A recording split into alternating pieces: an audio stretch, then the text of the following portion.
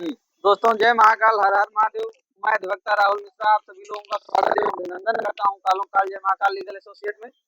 आज हम लोग चर्चा करेंगे कुछ जो मुद्दे हैं यूसीजी के, उन मुद्दों पर गुरुजी और मोहित दादा जी से। जी दादा बताइए। जय महाकाल। जय महाकाल करेगी मौत। दादा जानना चाह रहे थे कि बीजेपी द्वारा जो यूसीजी का बिल आया है, इस बिल में क्या तथ्य ऐसे हैं जिनका लोग विरोध कर रहे हैं, और शंकराचार्य के विरुद्ध जो इन लोगों ने, बीजेपी के लोगों ने गलत कार्य किए हैं, नैतिक कार्य किए हैं, इसके बारे में आप क्या कहेंगे? इसके बारे में बताइए। शंकराचार्य जी जो है सनातन धर्म की आधारशिला हैं। उनके बारे में अगर जो भी इस तरीके का एक गैर जिम्मेदाराना कृत्य जो है राज्य सरकार द्वारा किया गया, इसकी मैं कड़े शब्दों में निंदा करता हूं और सनातन अनुयायियों को ये चीज सोचनी चाहिए गंभीरता से निंदा करते हैं, और हम इसकी घोर निंदा करते हैं। दूसरी बात, आप आ जाइए, जो इन्होंने किया है ये राजनीतिक ईर्ष्या-द्वेष की भावना से किया है, क्योंकि अब जो अभी ये कानून आया लेटेस्ट में, ये आप इससे कितना सहमत हैं? हम तो बिल्कुल इसके बारे में बताओ, सोचिए कि वो एक एजुकेशन जिसमें समानता, मृदुभाषा जैसे विषयों पर गंभीरता से ज्ञान दिया जाता है, गंभीरता से चिंतन किया जाता है, वहां आप जातिगत और धर्मगत नियमों से उसको बांट रहे हो। मैं इसकी कड़े शब्दों में निंदा करता हूँ और इसको आने वाले चुनाव में, चाहे केंद्र सरकार की हो, चाहे उसका लोकसभा का हो, चाहे राज्यसभा को, इनको जो है विधानसभा के हो, इनको भयंकर परिणाम भुगतने होंगे इसको लेकर के। और ये जो है ये बहुत ही निंदनीय कृत्य है, बिना सोचे विचारे। क्या किया जाए? अभी तो कहना इस गवर्नमेंट की कितनी निंदा की जाए वो कम है। अभी क्या किया, लेटेस्ट जो डिप्टी सीएम जी का जो है एरोप्लेन क्रैश हो गया है, उसके संबंध में भी तमाम भ्रामक चीजें आ रही हैं। उसमें भी विचार दूसरे तरीके के लोग जांचें कर रही हैं। वहाँ की जो है बंगाल की जो है वो चीफ मिनिस्टर ने तो स्पष्ट कह दिया है कि उसने कि ऐसा ऐसा था कि उसमें कुछ जो है इस तरीके के थे जिसमें वो बीजेपी के काला चिट्ठा खोलने वाले थे, और इसकी जितनी भर्त्सना की जाए उतनी कम है। और रही बात इस कानून को लेकर के, तो कानून में जो ये चीज आई कि अगर एक यूनिवर्सिटी है, यूनिवर्सिटी को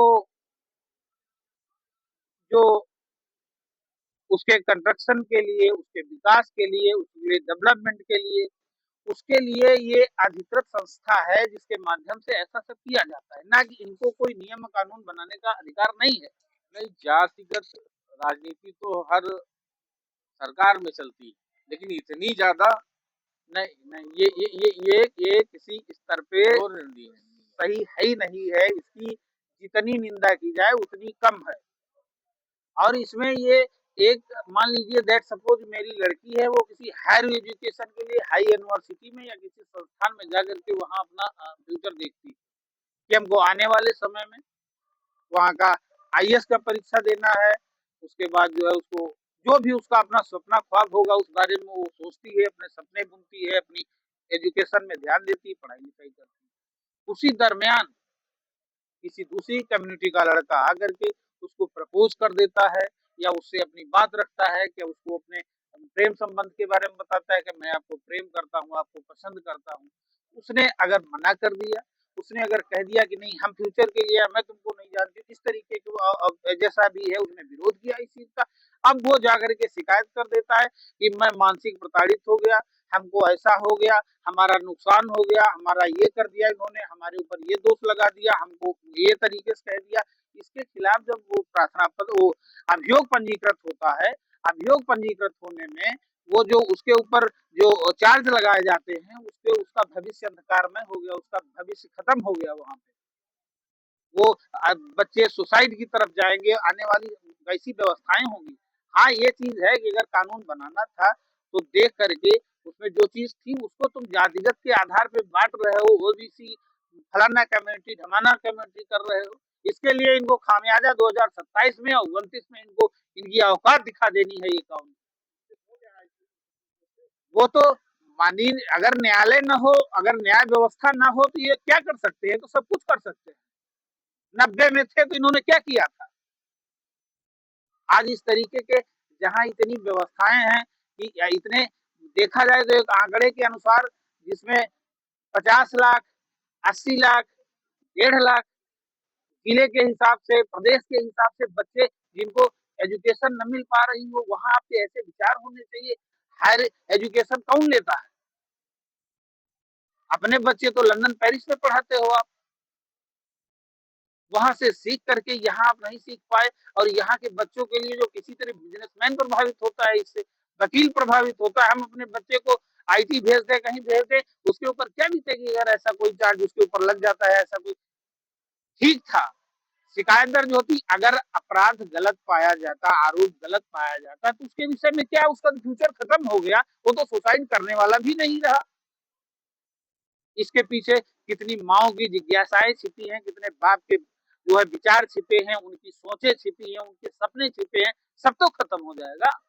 इसलिए मैं इसका पुरजोर विरोध करता हूं और ये सही है। और मैं सब भाइयों से कहता हूं 2027 में, 2029 में जो भी चुनाव होने वाले हैं, 26 में, उनका जो कड़ाई से अपना सोच समझ करके विचार करके, क्योंकि ये है किसी के नहीं, किसी के बीच हमारे ठाकुर साहब हैं। ठाकुर साहब अपने विष्णु प्रताप सिंह जी, अधिवक्ता उच्च न्यायालय खंडपीठ लखनऊ, कुछ अपनी बात कहेंगे।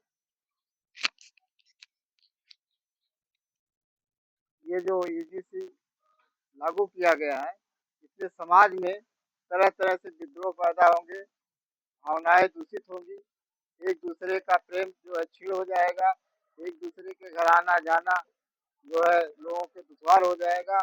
और अपने चाहते हुए, अपने संबंध होते हुए अपने लोगों के घर जाने में लोग एक डर भय लोगों के अंदर व्याप्त हो जाएगा। इसलिए इस कानून को सरकार को हटा के कोई अच्छा कानून बनाए जिससे समाज में प्रेम और देश भावना न रहे। बहुत बढ़िया। हर हर महादेव। जय श्री महाकाल भोले की बहुत करेगी। और जय